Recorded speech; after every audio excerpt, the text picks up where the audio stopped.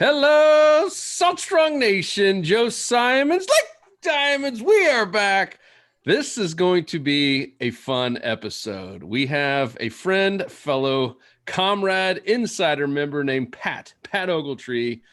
About a year ago, the guy throws out something kind of wild in the community, says he's going to fish only topwater lures, and he's a very active fisherman for an entire year. And we were like, that's crazy. But at the same point, I was excited because I've seen what it's done for Luke. I've learned a ton just watching some other people basically become specialists or experts at a particular lure or type of lure. And the year is now up. And Pat sent us over this Word doc. I don't know. How many words is this sucker, Pat? Like thousands? It was 4,500.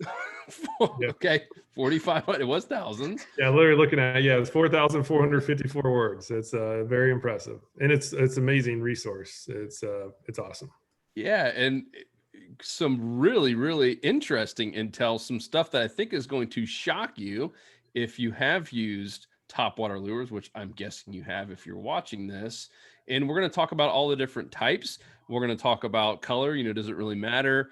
Some interesting types in terms of chuggers and poppers and ploppers and wake baits. What are the other ones? Prop baits. And some kind of unique ones as well that I've seen on shelves, but I've never actually purchased. But I guess if you're going to go a whole year of topwater only, you kind of have to buy everything and try everything. And it sounds like you learned a lot. And so first and foremost, welcome to the show, my friend. Thank you very much, Joe. Appreciate it. Thanks for having me. And so this started a year ago, and it was right when we saw you at our insider party, right, in January? Yeah, I had come up with the idea the year before that, December, that I wanted to get good at topwater. So I decided the best way to do this is just go full in, and we're going to do it for 365 days and see what happens. And of course, that day that we met at E.G. Simmons, that was when a massive cold front had come through, and which is the absolute worst time to start fishing topwater. But hey, if you're going to learn, you gotta fish through all the situations.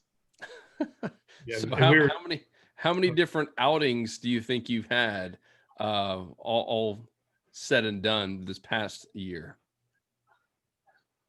It's hard to say. I usually fish on Sundays, so there's 50 there, and then who knows how many times I snuck out to the golf course and tried something new each time. So given that, I would probably say it's 7,500 times probably. And not once did you cheat. Not once did you go to a jerk shad or a paddle tail?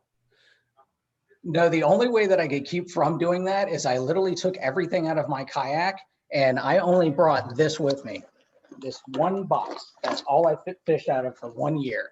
So even though I might wanted to have to cheat, I had no option. That's just what I had to work with. Dang, that's impressive.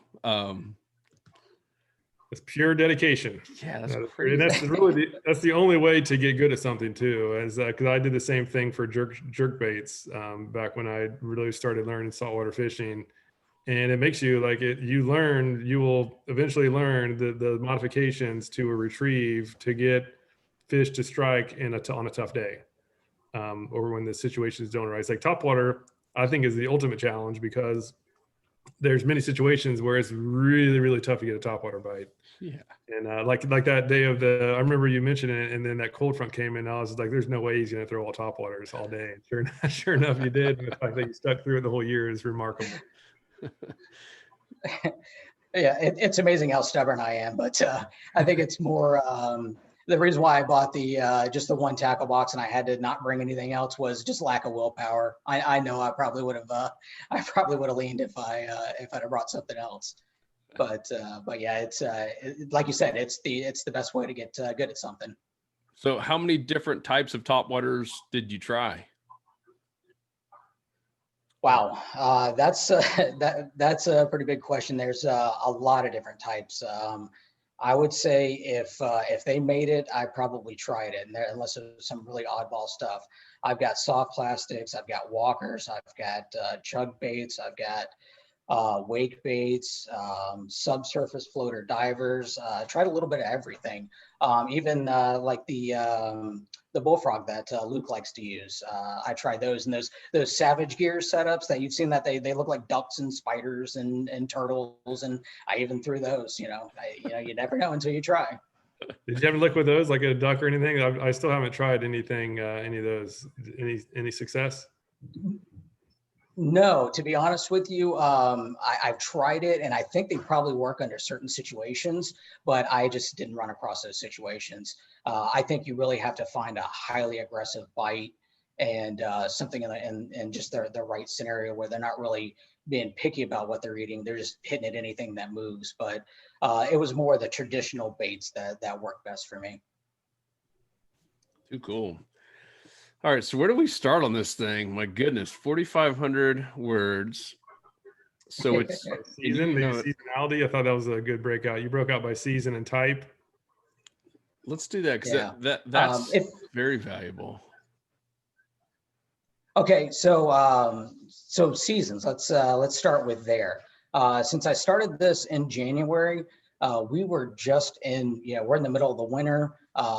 Historically, the worst time to throw topwaters. Although there are times you can catch them on topwater.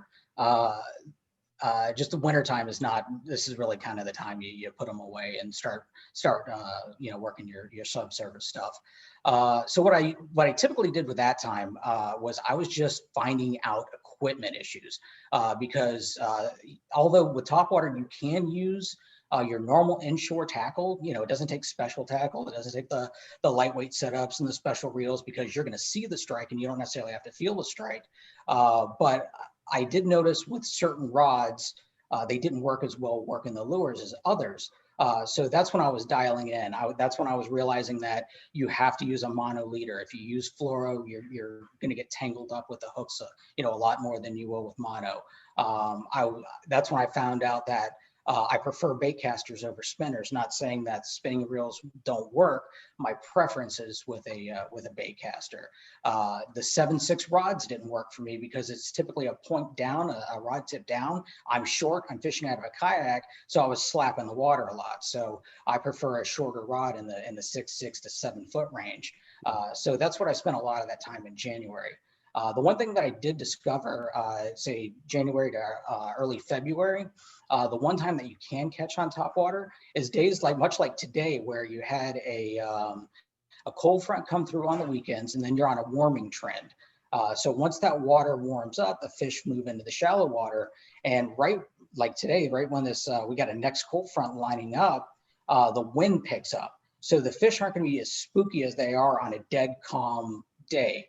So this would be a day, maybe tomorrow, just before the cold front arrives, that you could catch them on topwater. But as soon as that cold front arrives, time to put them away and start using something else.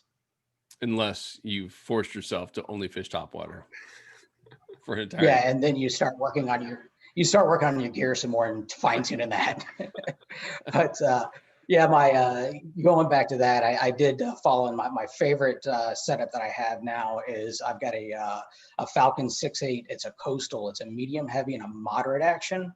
And I prefer moderate fast. Sorry, I prefer the moderate fast over a fast action because it has a little bit more give. And with a hard plug, when the fish starts shaking its head and it starts jumping, it acts as a weight to help throw that hook out. So I've noticed my hookups and the actual catch, actually getting into the kayak, was a lot less with the fast action rod. When I switched over to that moderate fast action, it acted more of like as a spring, and it was a little bit of a give, so they stayed buttoned better.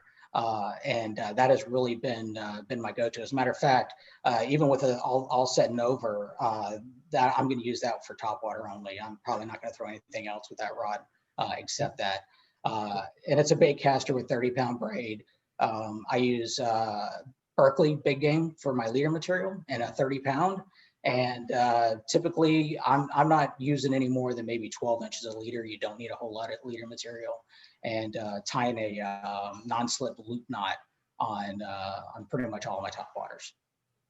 Yeah, and as far as you're fishing out of a kayak, and are you standing up when retrieving? As like you said, you're slapping the water, or are you sitting down and just doing like the rod to the side, or are you standing up and doing the rod down, or both? No, standing up for the most part. The only time that I'll sit down is if it's windy and the wind is pushing you too fast. You know, your body will act like a sail and catch that wind. Then I'll sit down. But you know, I'm lucky enough to have a Hobie that's a pedal drive, and that can actually, you know, I can position myself and kind of use it like a trolling motor or like a spot lock kind of if I'm fishing in areas. So that time I'll sit down. But I would say most of the time I'm standing up. Got it. Tony, that's the same for you when you're out kayak fishing top water. It's standing up, I presume. Yeah, pretty much all the fishing I do is standing up, just so I can see better, and I'll stand up and paddle. And I'm usually too shallow that the fins work. I have the same Hobie as well. But if I'm a little deeper and it's ripping, then yeah, I'll push myself out a little further and cast towards the shore or whatever structure I'm trying to target, just so I can control myself better. And Pat, any situation where you're doing a rod up retrieve, just out of curiosity, I feel myself always doing rod down, but I'm wondering, is there a situation where rod up is a benefit?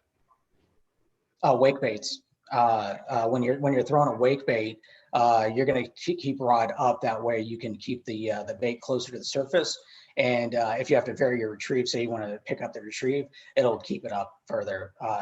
If you feel that it's necessary to get the bait down, then you can lower your rod tip down. But yeah, pretty much the only thing I'm going to do rod tip up is a wake bait. And trebles or singles? Are you keeping it standard trebles, or you replace it with singles, or some of each? So what I'm doing is I am replacing with singles. I believe even if you're fishing for dinner, you should probably switch to inline singles, just because you're going to catch shorts, and the shorts need to go back. And the trebles, I tried to keep them on there, and I was just causing a lot of damage to the smaller fish that I was catching. I didn't feel right about it, so I did switch to the inline singles. But what I've noticed when I first switched them out was the lure will sit higher in the water column when you switch to a lighter hook. So I had to play around with the weight. So what I did was I moved up bigger size hooks, and I've also moved up and heavier gauge hooks, so I can equal out the weight of the trebles. What I actually did was I bought a kitchen scale from Amazon, and I would weigh the hooks that I would take off and try to find a single that would equal the weight but not be so large that would wrap the line around the front of it. And then I got to the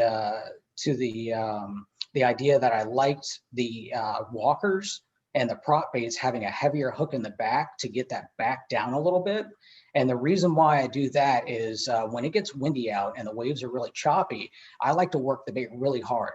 And it's not just like a standard, like a twitch.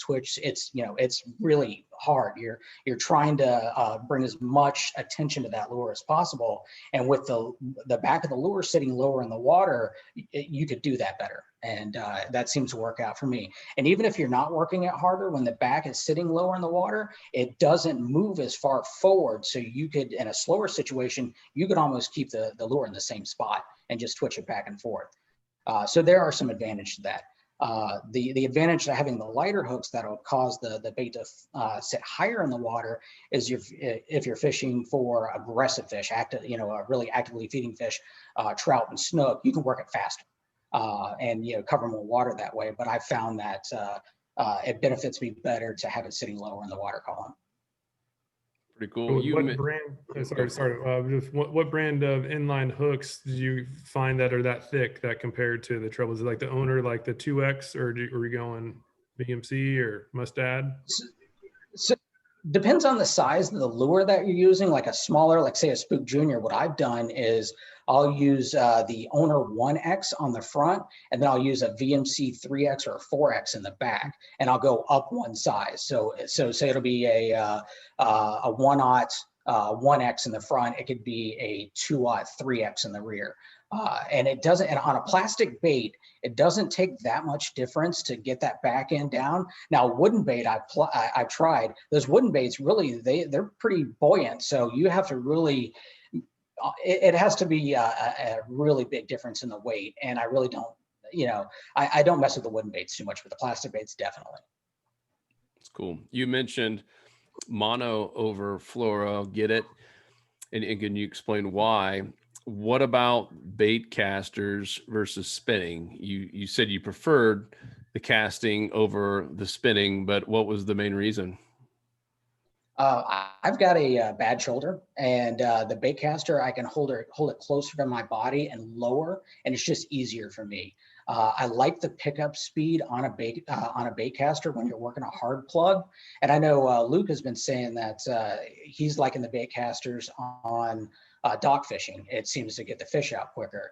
And if you think about it, the reason why is a lot of people are looking at the lines per inch on the return. Spinning reels might have more of a lines per inch on return, but if you look at a baitcaster reel, the handle's smaller diameter, so you can get more RPMs. So you can actually probably pick up more line with that baitcaster than you can a spinning reel. And you know, if you think about it, what does a truck winch look like? Looks like a baitcaster, doesn't look like a spinning reel. Well, good point. What you mentioned the Falcon rod. What's been your favorite reel for Topwater so far? You know, I've tried a bunch of them. At the beginning of the year, I had purchased 3 different of the 13 fishing or 1-3 fishing. I'm not sure exactly how it's said. A entry level, a medium, and a high end one. I can honestly say they're not as durable as the lues that I have. I have a luse that I treat like a work truck. I mean, I haven't serviced this thing in 3 years. I hose it off with fresh water and put it back into service the next week, and it just keeps on chugging along. So when I go to replace these 13 fishings, I'll probably buy the lures. I really like those reels. Which model in particular? Out of curiosity, I'm looking to get another. You'll probably get number 2 here pretty soon.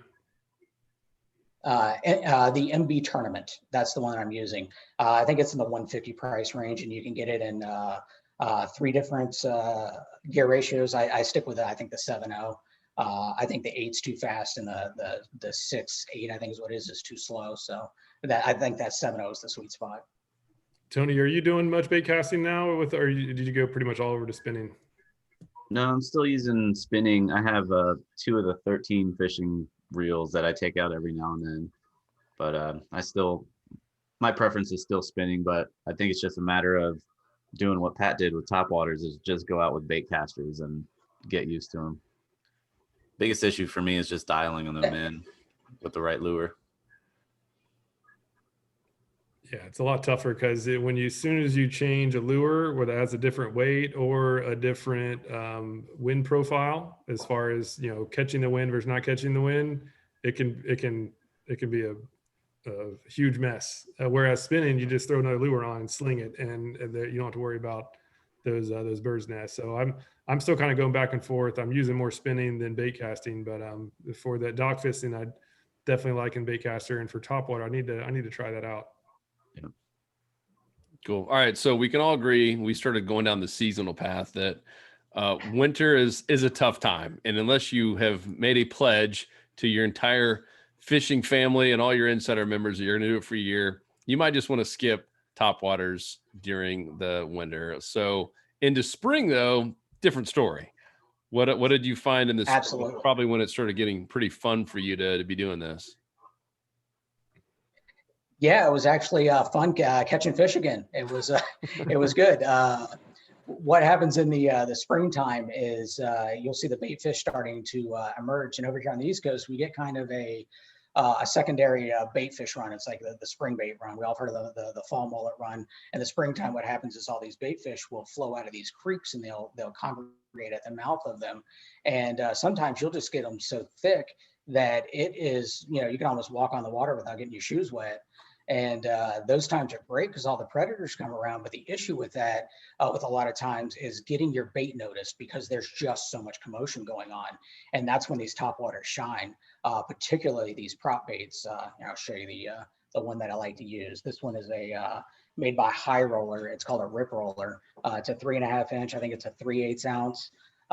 This thing is phenomenal. I was using the skitter walk because what I like to do, I start out with a smaller lure, and this is totally by accident. I kind of realized why it was working is in the springtime, the bait fish are smaller. So you want to throw a smaller lure, kind of match the profile. And also you want to match the sound of the lure. I think the rattle is very important. We'll talk more about that later. But what I noticed, I was using the skitter walk, the small one, the SW8, which is this one here. And I was catching quite a bit of trout, doing really well with it. But then I saw this prop bait and I was like, well, let me try that out just, because I bought it, might as well use it. And man, that thing started catching all the bigger trout. And I've caught tons of trout over 20 inches with that one. So the skitter walk was catching the smaller ones, the 15, 16 inch ones, or the skaters, the ones you reel across the top of the water. But the prop bait was catching the ones that, they're pulling drag, and that's a good trout. And that was by accident finding that one. And that was a good find. What do you think the reason for that is? That's interesting. I've rarely used prop baits for saltwater. I don't know if I ever have, actually. And that's what I think. That's what I think is the issue. A lot of people they stick with the walkers. They think top water, saltwater, it's a walker lure. Well, the great thing about that prop bait is what it does is it imitates a fleeing fish really well. And when I'm working that lure, and like I said, there's bait fish everywhere, and it's making a lot of noise, a lot of splashing.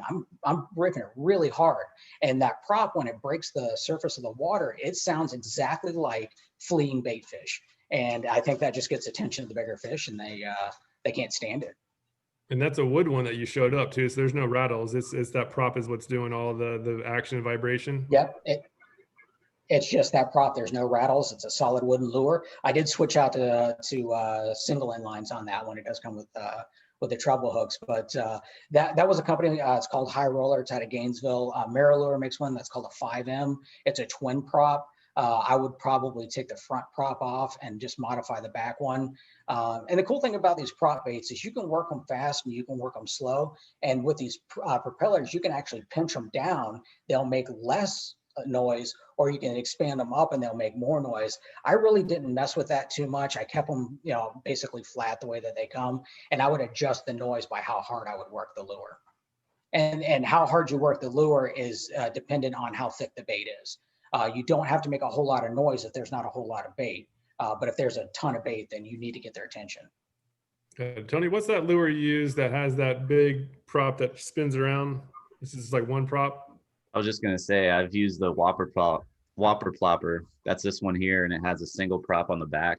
And I'll have to agree that it does catch big trout. The only trout that I've caught on this have been in that same size range, 20 inches or more. Did you ever try that one and compare it to the smaller metal props? And one of that, because that one big one compared to the smaller metal ones. Not too sure. I haven't tried it. Yeah, I haven't used the metal props. Sorry. I just picked this one up one day. It looked interesting. They're mainly advertised for bass fishing, so I was like, let me try it out saltwater, and the trout loved it. And what about you, Pat? Did you try the Plopper? No, the Plopper I didn't try. Like I said, I tried some of the Savage Gear ones, the odd looking ones, but never the Whopper Plopper. So that's fascinating, because I'm thinking if I was forced to do that, I'm going to be doing all the surface ones that walking the dog, and it's but you found that pretty quick. It sounds like that was in your first real kind of season of topwater. Was that like you brought it up first? Is that like your favorite? Like that was kind of like now a go-to? Yeah, actually with the prop bait, it's very unique. It works great in the spring. Once the summer comes around, you might as well put it away. It really doesn't work that good, and I don't know why. But I think the reason why I found it is because I knew I was gonna have to rotate lures out, and I really didn't know, at the beginning of this, I dabbled in topwater. I really didn't know much about it. So I brought 3 rods with me. I would put 3 different lures in it, and then I would rotate those 3 lures out. And then throughout the day, I would even change those lures out. So during the course of the day, I would throw maybe 10 or 12 different lures and just make mental notes of how they worked. And then even within those 10 to 12 different lures that I was throwing, I was retrieving them almost a different cadence every time, so I could figure out what the fish were wanting that particular day. Too cool. And so what about time of day? So in the spring season, like early morning twilight, or can the topwater be effective in the middle of the day too? What were your findings there? And was there one type of bait or one type of lure that was better in the morning versus the afternoon? To be honest with you, I did do a whole lot of afternoon fishing. Topwater kind of holds true for the most part, unless you've got overcast skies or some other situation. It really does shut down in that 10 to 11 o'clock hour, unless you've got some other situations, like the cloudy sky. There's certain situations that'll extend the bite. One being windy conditions, because it breaks up the light penetrating the water. Turbid or murky water, you can fish a little bit longer, and overcast skies you can fish longer. But on your traditional standard days, if I wasn't doing this topwater only, I would probably put the topwater away. Maybe just as soon as that sun clears the tree line, and about 9:30, 10 o'clock, you're pretty much, you're best to go to a subsurface lure. How about pre-sunrise versus, I guess darkness versus twilight? I assume you're getting out there early and getting to your spot. I'm curious if that prop bait is better at night, just because it has so much more noise, and then maybe a less noisy one when it starts getting somewhat light out, or did you not see any difference? No, I didn't really see much of a difference when it came to that. The only thing that was unique really to that prop bait was it seemed to be very seasonal. It worked great in the springtime, but as soon as that water started to warm up and the bait fish kind of dispersed, they weren't in those big schools anymore, they were more widespread. That's when the walkers came in, the spook juniors and that kind of stuff. They just outshined it. But in the springtime, when the bait was thick, that's when that prop bait was really the go-to. Too cool. You guys want to move into summertime?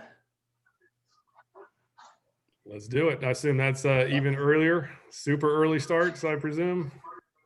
No, believe it or not, I didn't get out too often before daybreak. Just, I'm a solo kayaker. I didn't want to be out by myself. Had I fished with other people, I probably would have. But just something about being out there before daybreak. And as Tony can attest, we got some big lizards out there, and they can sneak up on you. But yeah, I would like to get to my spot right before daybreak. That was my deal. So if I had a 45-minute long paddle, hour-long paddle, I would be on the water before that. But I'm not really fishing. I'm commuting to my spot. What I noticed really, honestly, it was that gray area time that seemed to be the best. That right at daybreak, that civil twilight kind of, you can't really see color that well, all the way up until the sun broke the clouds. And a lot of times, what happens is when you're fishing, you'll get to your spot, but when the sun's down and you don't have good visibility, you really can't see the pattern of the bait fish. You really don't see, you're just kind of almost blind casting or casting to areas that look like it should hold fish. So really I prefer with a little bit of light. I can see the bait fish activity. I can see what direction they're going. I can find those pinch points and concentrate on that. So I didn't do a whole lot of like nighttime fishing. Too cool. So what else, was there any other aha moments in the summer you share with spring, having these prop baits? Anything else that was a big learning lesson for the summertime? Yeah, I love that prop bait so much I overused it. I wasn't listening to what the fish were telling me. They didn't like the lure. So then I started going back to the walkers, and sure enough, the day I started throwing the walkers heavy, they started going, they started getting more bites and catching more fish. And then I started fine tuning. Okay, well, I've got a pattern here. I know these walkers are doing good. So let's see if color makes a difference. So at that point, then I would take, like say 3 spook juniors or 3 scarebees or whatever of 3 different colors and throw them at the same time. And that's really when it dawned on me, and there's other people out there that might disagree, but I don't think color makes a difference. Not that much of a difference. The most important thing to me, and I thought about this, when I go to pre-plan a trip, the first thing I look at is wind direction. One, because I'm fishing in a kayak, and now that I'm fishing with topwater, I understand that the windier the condition, the noisier the lure you need to make, because all the waves and the commotion and all that makes noise. So you have to draw the attention to your lure. In the summertime, I'm probably going to start out with a Spook Junior. That was a really great lure for me. But if the wind's forecasted below 10 plus, and that's the shoreline that I'm going to fish, I'm probably going to start with something with a high frequency rattle, like a mirror lure sheep pup, or maybe even a she dog if it's going to be really bumpy out there. Those are just noisier lures, so they bring more attention to it. So in the summertime, I discovered the walkers were the way to go. To me, the color didn't matter, and the sound of the rattle was more important to me than the color of the lure. And that pretty much held true all the way through fall. That's when you saw your next really transition with the lure. But one thing also in the summer was I did discover the Z-Man pop shads. That is the soft bait that Z-Man makes that you can Texas rig, and you can skip underneath the mangroves. So when you started seeing these reports coming out that, hey, the snook are underneath the mangroves, and you're seeing these people, catching all these fish, well, I felt left out because, you really can't skip a hard lure in the mangroves and expect to get it out. So I remember Tony actually did a report on this years ago, and he showed what it looked like working in the pool. And I bought some, and I rigged it on a owner twist lock, an unweighted one, and I was able to skip under the mangroves. And now I'm, just like the other guys, I've been able to catch the snooks, some nice trout, and juvenile tarpon. Absolutely love that lure for whatever reason. I got I shouldn't say all, most of my juvenile tarpon hookups were on that pop shads. Cool. Very cool. And did you try the bullfrog doing that? That's maybe it's something about those soft plastics. I guess they skip well, but yeah, that's getting top water under those trees is so much fun. Did you try the bullfrog at that time, or did you try that at a different season? No, you know what? I didn't. I tried the bullfrog later in the fall, but I had a lot of times what had happened was I'd fallen onto a pattern, and like most fishermen, I was hanging on to what I should have been experimenting a little bit more. But you know how it is. You get on something that you figured out, you just want to stick with it. Absolutely. And how about so you mentioned the noise trumps color. How about the size, Mm-hmm. like the 3.5 inch, 4 inch, 5 inch? What were you doing in this on that department? Yeah, absolutely. In the springtime, the smaller baits with the quieter rattles worked. So just as these fish are emerging, the water's on a warming trend. The fish are getting more active. What I would throw is, the smaller, the SW08 the scare walk. It's got a quiet, like a one knocker type rattle in it. Or I would throw this other wooden lure made by High Roller. This is a wooden lure with no rattles in it. This did well on the big trout before. Here, I'll show it a little bit closer there. That did well on the big trout. Excuse me? Looks like that'll cast a mile. It's back weighted, so it looks like that'll absolutely launch. Yeah, without a doubt, that's the farthest casting lure I own. It literally is the shape of a casting plug. It goes forever. Yeah, so I use the smaller profiles, those 3.5 inch. Some of these are even smaller than half of an ounce, like 3/8 of an ounce. As the summer moved in, then we started moving into the bigger baits. That's when the Spook Junior started working, and those 4 inch, those 3.5 to 4 inch sizes. Because the bait fish is growing, and they're getting bigger. Now, when we move into the fall, when the bait fish are at the largest, you also need to move up into your bigger plugs. And again, I found that out kind of by accident too, where I'm plugging away with that Spook Junior because it's been doing so good for me for a number of months. And what I noticed was this is about the time. This was early fall, so we'll go into that. The fish are on the move. They're starting to school up a little bit, starting to group up a little bit. They're moving to these creek mouths, and I was starting to, I'm catching fish, but not really big ones. Well, I started rotating. I was doing the deal where I was doing the 3 Spook Juniors, different colors, and just seeing which color worked better. And I was getting kind of inconsistent results. So what I did was I did the Spook Junior, then I tied on a Skitter V, a Rapala Skitter V, and then a head and rattling spook. So those are 2 larger lures. And by chance, the larger lures were starting to work. It's kind of like the Slam Shady Obama, that started working better in the fall. Same thing with bigger topwaters. You get into those 3/4 ounce topwater lures, those produced more and bigger fish, not just bigger fish, but you'd even get more. The fish were just clued in on those big baits. What about, I know you, in this 4,000 word document, you talked about chuggers and poppers. I haven't heard you mention them too much yet. When did those come into play? When were they working?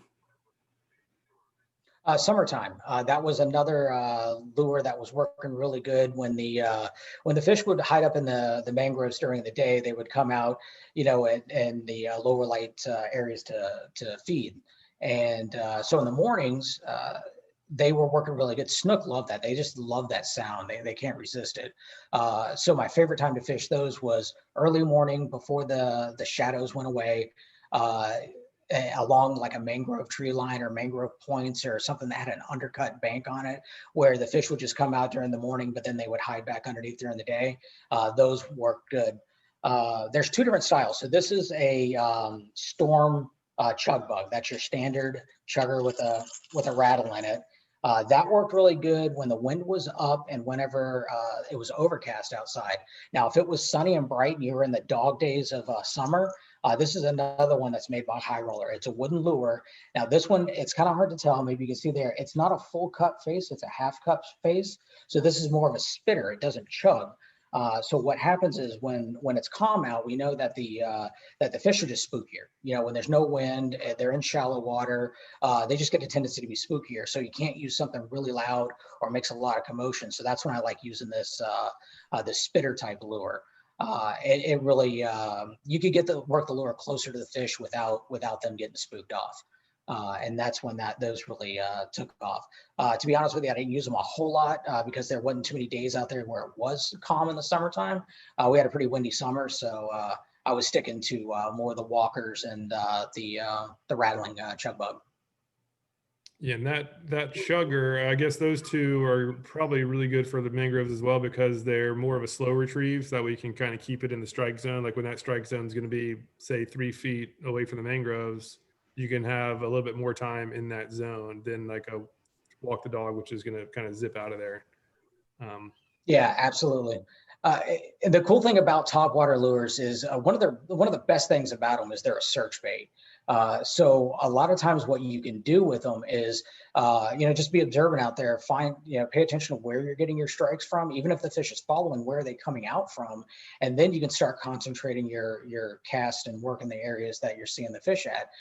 So if I'm seeing them tight to the mangroves, what I'm going to do is I'm going to get more parallel to the mangroves, and that way it'll keep your bait in the zone longer. If I'm seeing them, further out, say 10, 20 feet from the mangroves, I'm going to back off a little bit and cast at a 90-degree angle to them. Yeah, and one question, since you mentioned it, this is on my list to ask you. So one of the coolest things with topwater is that, especially redfish, you see them wake behind the bait, right? So you can actually see them before they strike. And sometimes they get up next to it, turn away. Sometimes they'll fall for 10 feet and turn away. And sometimes about 10 feet and then hit it. Did you find anything noticeable? I've been trying to figure out the best thing to do. Do you keep the same retrieve? Do you speed up, or do you slow down to get the follower to commit? What do you find any good findings there? To be honest with you, I have the same frustrations. You'll run into the same things, and you know what? It's just as exciting to see that happen when that redfish comes up in your lure, behind the lure, as it is seeing that tailor pop up when you're sight casting, and you see that orange color and those blue fins. They're all excited, and they come right up to the lure and just take a 90-degree turn. And basically, what I think that's probably telling you is they like the action of the bait, but you need to get something that's further down. So moving forward, what I'll probably wind up doing is probably going to a subsurface twitch bait, like maybe a Marilure Catch 2000 or something like that, and get it down a little bit. And that'll probably entice it because it's got the same type of action, but it's further down. And sometimes that's all it takes to get them to bite. And again, that's a theory. I haven't tried that yet, but that's what I'll try. Now, the wake bait, that's a really good bait when that happens. A lot of times what'll happen is they'll swipe at the lure and they're not really fully committing to it, but that wake bait, because it's down in the water column a little bit, it's all you need to get it to go. Also, another lure that would probably be good in that situation is the Lure 7M. This is a floater diver. And when you twitch that, do rapid twitch, like almost a walk the dog type of motion, it darts just underneath the water, just under the surface. That would probably another one. If I was having followers on a walking type lure, I would probably try that because it's getting down.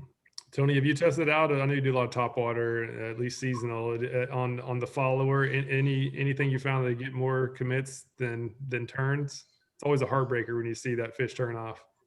Yeah, the fish that I've had strike, I'll either keep the retrieve the same, not jerking it away too fast, not speeding it up, but keep it the same until you feel the weight of the fish, or I'll slow it down just slightly because sometimes they'll miss it and then they'll come back and hit it again. And if they go and hit it again, look for it and it's not there, they're just going to turn away.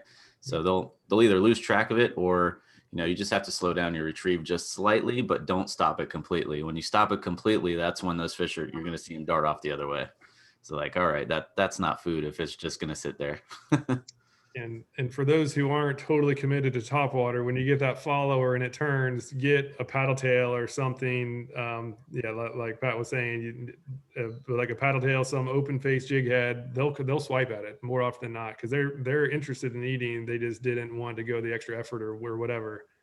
But I've had some where I speed up a little bit and they'll hit it, slow it down a little bit, and they hit it. But then just as many that don't, and it always drives me crazy. But as you said, Pat, it's just a thrill seeing that wake in itself. Or if you're fishing with your brother, like Luke and I tend to do, and Luke is starting the morning off with topwater, start off with something like the Bomber and just be ready and literally watch. Because the second Luke misses a fish, guess who's casting right behind it? This guy. Great way to catch your buddy's fish that he or she missed. I'm curious, you basically fished, Pat, for an entire year, at least once a week, which is more than the average fisherman. And it sounds like hours every single time. What topwater caught either the most fish and or the biggest fish, the kind of your favorite trophy memory of the year? I'd love to hear kind of the one that was just the most consistent overall and the one that attracted the biggest fish. Unsurprisingly, the most consistent lure for me and the one that caught the most fish was that Bone Spook Junior that Luke loves so much. And I was trying to be a contrarian. I was trying to throw anything but that lure, but for some reason that lure just and that pattern has a sweet spot in the summertime for me. But my biggest fish came off of this lure right here. That is that Skitter V. That is the V10 size. Those consistently caught the biggest fish, and that was in the fall time. Really nice trout in the mid 20s. I would say that was probably my best big fish lure. Yeah, Tony used that one a lot too, right? Yeah, I was gonna say the one lure I've caught the biggest fish on so far has been the Super Spook Junior. Caught a 29-inch trout with that, and then the biggest fish I lost was on the Skitter V. It was a bull redfish. That's the first time I had a bull go after topwater, and it bent the back hook. Oh, bummer. One cool thing that I like about the Skitter V that I think works so well is I fish it a little bit untraditional. These are designed to be twitched and they'll have a long glide when they go back and forth. Well, I like it because it's got a flat side. And when you rip it really hard, when the water is, the waves are kicked up, it throws a lot of water because of that flat side. So you can actually draw the attention of those fish. And that's one of the things that really has worked well for me. Now it is a single knocker lure, and in calmer conditions, you could probably do that glide and it'll work great. But it's a really good rough water lure too. I say rough water, inshore rough water. We'll give it that. I know in the document you had mentioned that one of the best ideas is just to get out there and try in terms of what size and what kind of retrieval. Did you find anything that was just best overall, or any aha moments about doing a pause for a second? Anything that was kind of an aha moment for you as you experimented for the year? Yeah, actually, don't go out there with any preconceived notions on what's going to work and what's not going to work. You can have an idea, if this, then that. Okay, the conditions are this, so this should start working. But don't let the fish tell you what they want. Don't keep on sticking to your guns and say no, you want this lure, and wind up losing a day of fishing. Keep changing things up. And I said in the document that. If you're not catching any fish or getting any hits, change your cadence up, change your pauses up, change everything up, and then you're going to find something that works. And when that stops working, change again because they're wanting something else. Because throughout the day, the fish are going to their moods and their attitudes are going to change, so they're going to want something different. And that could be into changing a different type of top water. Like I said, the noises, the sound of that rattle is really really important. And if that wind starts kicking up, I will switch out to a noisier topwater.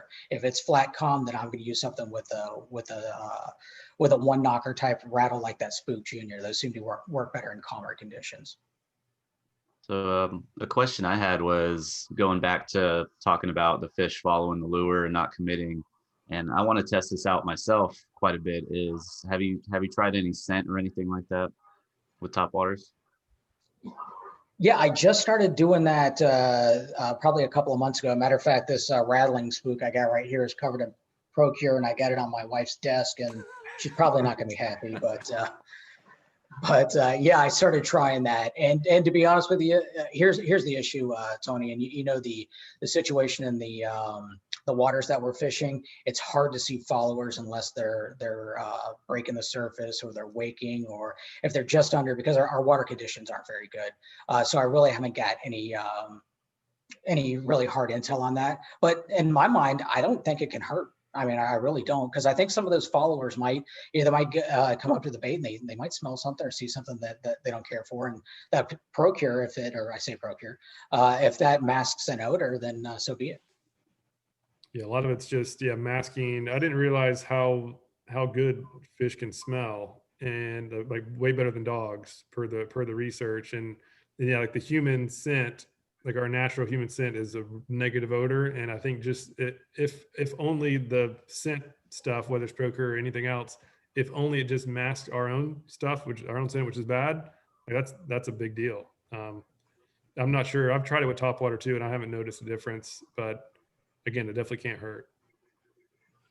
Yeah, just in theory, you would think, that topwater is moving forward, the fish is behind it, it's putting off scent that the fish is basically in the trail of. So if that is just something extra that'll make them commit to it, then I feel like that could definitely help. Yeah, you could actually coat your topwater lure in Procure and just set it in the water, and you'll see an oil slick come off of that. So it's definitely leaving a trail. Pat, wait till you see the stuff that we've been testing out, dude. Yeah. We got some stuff that's potent. And the only con is that when you put it on your wife's desk, it's gonna leave a mark on that. It might be 3x Procure in terms of like pungent, won't come off. It is smelly. And it leaves. Remember, Luke, when we took it down to the Keys many months ago, and you remember the oil slick? It went on for like a mile. Yeah, the more I've been testing out since, the more of a believer I'm becoming too. So like today, I went out. I was doing some tests, and as soon as I was doing a test on a live target shrimp lure and got broken off, so I had to do something else, and I put the scent on our shrimp on the power prawn, and total night and day difference. I was getting all sorts of strikes. So I'll need to try that on topwater. I know the goal wasn't to get all kinds of data in terms of like tides and moon phases and all that, but I've seen all your fishing reports inside the Insider Club, and they're pretty in depth. Did you have any aha moments there? Were there any certain tides or anything specific besides just what you were trying to dial in with the actual lure and retrieval, and anything you can share there?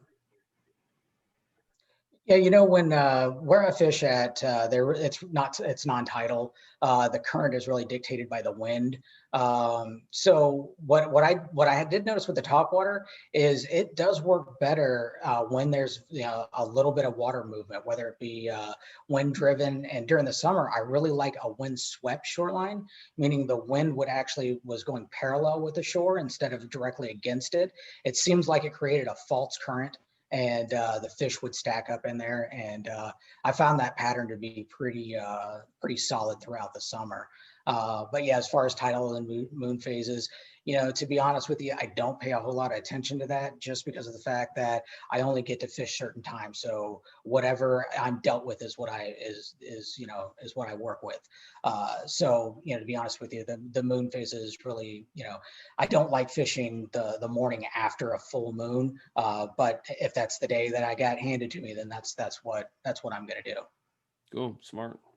And is there any one particular season that was noticeably better? Like obviously it's not going to be winter. So between spring, summer, fall, what would you say would be the time that if you're only going to do like topwater for a season, what would be that season? Historically, people say summertime, but I'll be honest with you, my spring was really good. I like the spring. I think it's because the bait fish were really condensed, and they were tightly packed, and that brought in all the predators. And once you find the bait fish, you found the predators. And in the summertime, what happens is they spread out more. They're not as tightly compacted. So you can catch a lot of fish in the summertime, but you have to work harder for them. In the springtime, there'd be days I wouldn't move from 100 yards and catch all the fish that I want. So for me this past year, I would say it was spring. And I assume we didn't really talk too much about types of areas. You mentioned mangroves. I assume most of this was just on flats. You're not like fishing docks and stuff like that with the topwaters. Any other tips on kind of best type of areas or depths that you were fishing? Yeah. Now you can fish topwaters along docks and seawalls and those type of structures. Matter of fact, a topwater lure is no different than any other lure. The more type of structure you have, the better off you're going to be, and it's because the fish are there. So you can use a topwater to fish all these situations. But my favorite, and due to the area that I fish, because there's not a lot of development where I'm at, it is going to be seasonal. So in the springtime and the fall, I like fishing creek mouths because the bait fish and the fish are moving in and out of them. In the summertime, I'll fish mangrove tree lines that typically face the open area of the water. I think the fish will migrate out to those. And in the spring and the fall, when the weather's cooler, they'll be more towards the inside and the shallower water. But basically anywhere that you're going to throw, like a jerk shad type of lure, or like even your gulp shrimp or anything like that, you can catch fish on a top water. It might not necessarily be the best scenario, but it is the funnest bite. We all know that. But say in the summertime, an open flat, 3 to 4 feet with a lot of grass on it. Those are great areas to fish, and you can fish those even into the afternoon as long as you've got enough depth there. 8 to 10 feet in clear water. I was over in Sarasota this past summer, and we were fishing a grass flat it was probably about 8 feet deep. And at 1 o'clock in the afternoon, I was still catching trout on top water. Cool. Would you agree that no matter what type of spot, whatever type of spot it is, there have to be bait fish up there? Yeah, absolutely. That's a given. That's one of the things that I look for. I kind of taken this from your lessons that you teach. You really don't want to spend a lot of time in an area that you don't see any activity. So I'll do a lot like you, where I'll just keep paddling until I see something that looks promising, and not just structure necessarily, but there's got to be some bait fish in the area, or at least 2 of the 3 Bs stacked up there, and then I'll start fishing. Excellent advice. All right, hold on real quick. I got a call. Carol, please put in an order of some prop baits. Prop baits coming up. Prop baits. That's so cool. It's funny about about fishing the top water. You know how much stuff I've missed all year? think about what you've released this year. The 2.0, the Leprechaun, the Bomber, haven't thrown any of those. So guess what I'm going to be ordering as soon as we're off the phone here. Now we got the Power Prawn coming up that we've been testing now since, I don't know, May, June, whenever that was. Was it before? It must have been before that, right? Yeah, it was midsummer. Yeah, and actually, that's what I was filming this morning. When I got broke off, I switched over and did. I was doing a lesson on how to retrieve the power prawn up on the flat, and I caught 4 trout over 20 inches during the lesson. Like, it was insane. They were stacked up in a hole, and it's that lure has been very impressive so far. Great. So now we're going to sell out in one day, like we did the Bomber. Yeah, we've already placed multiple rounds of orders now, but yeah, it's been fun. But yeah, this topwater is, of all lures, topwater's, I think, the ultimate, because you see it, you experience it. Even if you're not catching anything, like, it's just cool to see that bait go on the surface, and you just never know when a giant fish is going to come smack it. When I was bass fishing, that was my favorite, and inshore saltwater, it's just awesome. So I'm very impressed that you did the whole year. Yes. Like, to me, that's just awesome. And the fact that you started in December or January, I think, right? And you stuck it out. Yeah, January. You started the worst month possible, probably. But yeah, that's awesome. That's so cool. I did this before years ago, probably 10, 15 years ago. I went to one of those seminars that Bass Pro Shops put on. They bring these, these Bass Pros come in. And I remember one of the things that one of the Bass Pros said, that he actually said that if you want to learn how to fish a lure, fish only that lure for the entire year. And that way you'll run across every type of weather condition, fish migrations, trend, or whatever that might be. And you'll get really, really good at it. Well, I took that to heart. And the first thing I did was, I'm going to fish nothing but soft plastics. So I fished nothing but soft plastics for a year. I got, pretty good at it. And then the next time I tried it, I did nothing but spinnerbaits. So fished nothing but spinnerbaits for a whole year. So I got pretty good with throwing spinnerbaits. And then the next thing I was going to try was crankbaits. I was going to throw nothing but crankbaits for the whole year. But the problem was I was so proficient, or what I felt was proficient, with the soft plastics and the spinnerbaits, that I never moved to the crankbaits because I wasn't catching fish on them. So I went back to it. So that was the last time I tried that. But had I done this all over again, I think I probably would have listened to my true needs. My want was to get better at topwater, but my true needs was to get better at hard baits in general. So I probably would have said, hey, I'm going to fish nothing but hard baits this year. And it would have extended my, my fish catching abilities and the learning curve and all that. Because as soon as the topwater bite was off, I could have switched to a subsurface and then still kept on going. But, there was many a days that I'm loading up the kayak at 9:30 in the morning because, it's done. I bet. So now that you're going to not force yourself to do topwater, I assume you're not going to take that huge case of topwater. So what are going to be are you going to take 3 topwaters out, like on a normal trip? When you're doing other stuff, you're going to take, I guess if you're going to take 3 or 5, like what are those going to be? What are the must-haves that are going to be in your tackle box based on what you found? Super Spook Junior, the chugger. Yeah, it's going to be seasonal. So in the springtime, I'm going to take the small skitter walk, the SW08 and the pearl color, the white. I'm going to take the prop bait, and then I'll probably take maybe a mirror mullet, which is Mirror Lures surface walker. It's got a quiet rattle in it. Those are the 3 I would take. Moving to the summer, definitely the Spook Junior. I'm going to use a sheep pup on windy days, and then probably that chugger also. That's the chug bug, a wake bait too. Got to put that in there. And then come fall, I'm going to be switching those bigger ones. The head and rattling spook. That's a 3/4 ounce, almost 5-inch long lure. I'm going to take that, and then also that skitter V. Now, one thing to add on this 3/4 inch lure that we didn't hit on before is this takes a heavier rod to work. The bigger the lure that you're using, the heavier the equipment that you have to use.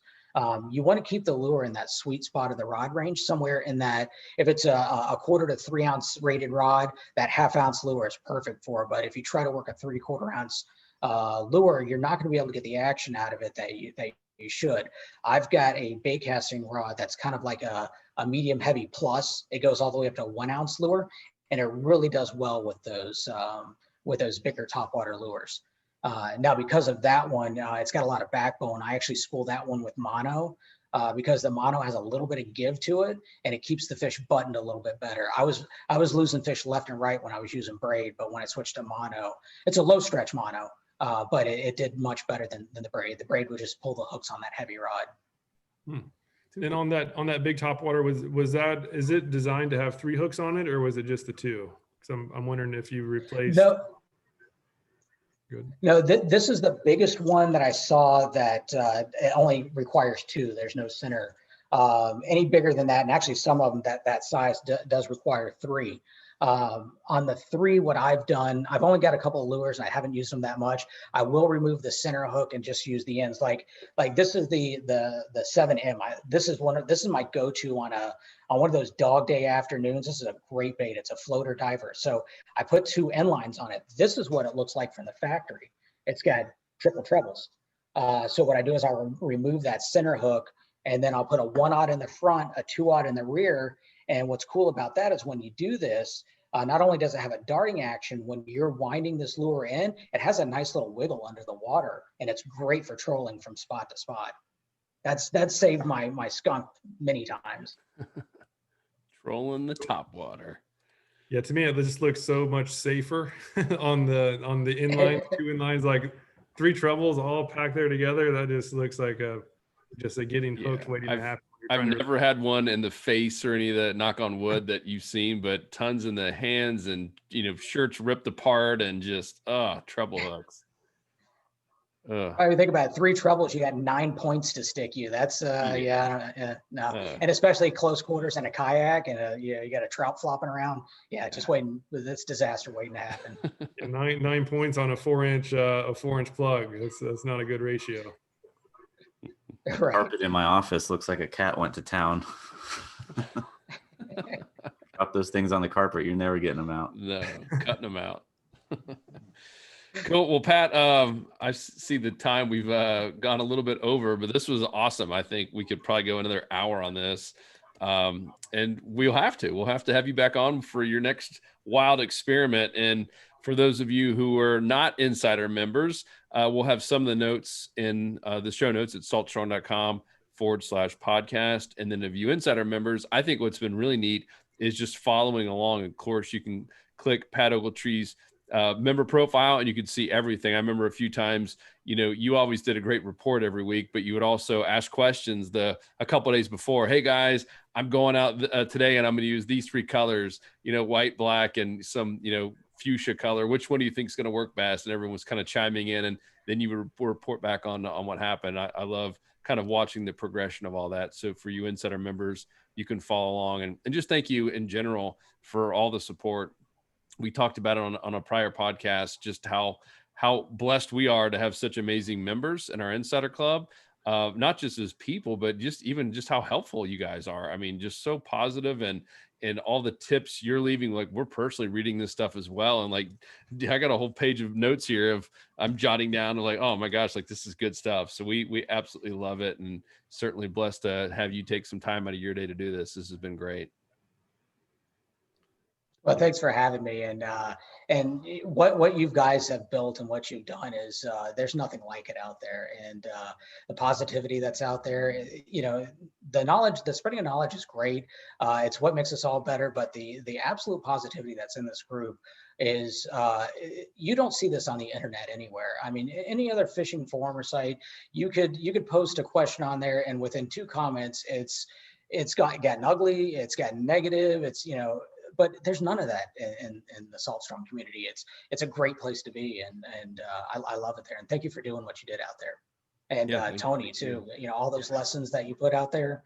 I can tell you right now, I absolutely would not be where I'm at right now in my ability to fish. Not saying I'm great or anything like that. I've got a long way to go, but I'm miles ahead where I would have been without you guys. Awesome. Yeah, and that's the whole thing. We all have a long way to go. Like there's the cool thing about especially saltwater fishing, it's literally impossible to know it all. And no matter how much I try, I've learned an absolute ton every day. And this podcast in particular, I learned an absolute. I now have 4 different lures that I've wrote down that I need to go buy. So you've hurt my wallet a little bit, but I can't wait. I can't wait to try out new lures and some new techniques. Yep, it was fun. Well, anyone that has any questions, if you're an insider, go in there into the insider community, ask away. We'll put a link to this podcast there in some of the show notes. And of course, the show notes, as always, will be at saltstrong.com/podcast. And if you guys have any specific questions for Pat or anything that we left out, or any specific questions about a lure that he might have used or why he didn't use or like a certain one, let us know. We'll forward all that on to him. He's great about checking all these questions. So otherwise, what a fun one. And of course, if you're not a member, go join us at saltstrong.com as well. But that was really, really fun. We're going to do more of these. We had such great feedback having Bill on, and we've just got so many really amazing anglers who, as to your point, are always just trying to get better and always just trying to learn and always experimenting. And we love this stuff. Like, so I was getting giddy when I saw you sent me a Word document, and I was like, oh my gosh, this thing keeps going on and on and on. That is so cool. So much knowledge. So guys, we appreciate you, Pat. We appreciate you, Luke and Tony. See you guys in the next episode. Sounds good. Take it easy. Thank you. Adios. See you guys.